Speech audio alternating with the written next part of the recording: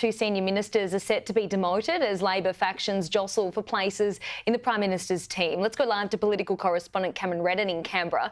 Cam, the factions have been hard at work since Saturday night. The New Look lineup could be locked in later this morning.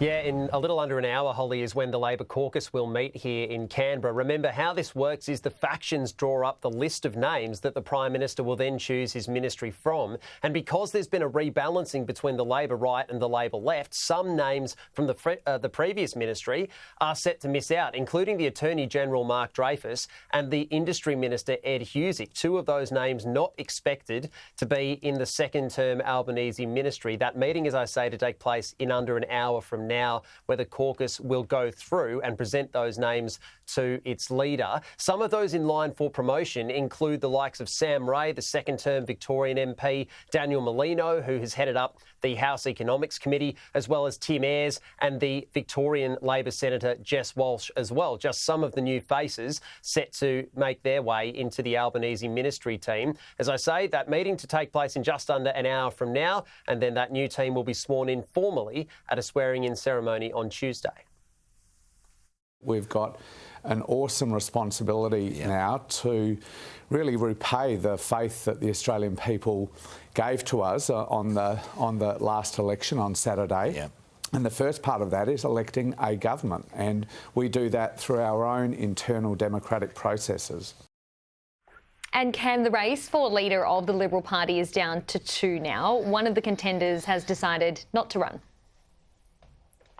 Yeah, Dan Tehan is the one, Holly, that had been floated as a potential compromise candidate in the middle if neither Susan Lee or Angus Taylor could get the numbers. Dan Tehan this morning, though, ruling himself out of the Liberal leadership race. We can show you this statement that he's released in just the last few minutes, in which he says he considered this, that he talked to some of his colleagues, and after those considerations, he's decided he will not stand for a leadership position. That doesn't mean he may not have a senior role to play in the coalition team, but it does mean that the race really now is down to Angus Taylor and Susan Lee. A complicating factor in all of this is the defection of Jacinta Price from the National Party room to now sit with the Liberal Party that she made public last night. It's viewed internally that that is a boost for Angus Taylor, another vote for him, and it's been floated that she may potentially have a role to play as either his deputy in a ticket that is running at the Liberal Party room next week, or at least in some senior capacity with a boosted portfolio now that she is a member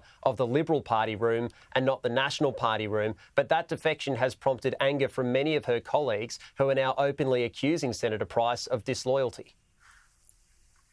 The Liberal Party has got a lot of deep thinking to do. We wish them well with that, but they shouldn't be seeking to damage us in the process of trying to rebuild themselves. Do you feel betrayed by this? As I said earlier, Pete, loyalty is a rare commodity in politics, but it's an essential one. And out in the bush, it's worth everything. I'm not going to speculate on that right now. You know, this is a huge step that I have undertaken at this point. You know, I've been welcomed by Susan Lee to the Liberal Party room. So, Holly, that Liberal Party room meeting set for 10 o'clock on Tuesday. Both Susan Lee and Angus Taylor have openly declared they want the leadership. The view internally is that this is very much a contest, that it's there to be won and every vote will count, meaning that Jacinta Price adding her weight now to the support for Angus Taylor means that by no means is the result of that vote a certainty. So, as I say, it all comes to a head at 10 o'clock on Tuesday morning. Before that, though, the Labor caucus will meet today to decide its ministry. So plenty of shuffling of the decks on both sides of politics after that big election win. Indeed, Cam, thank you.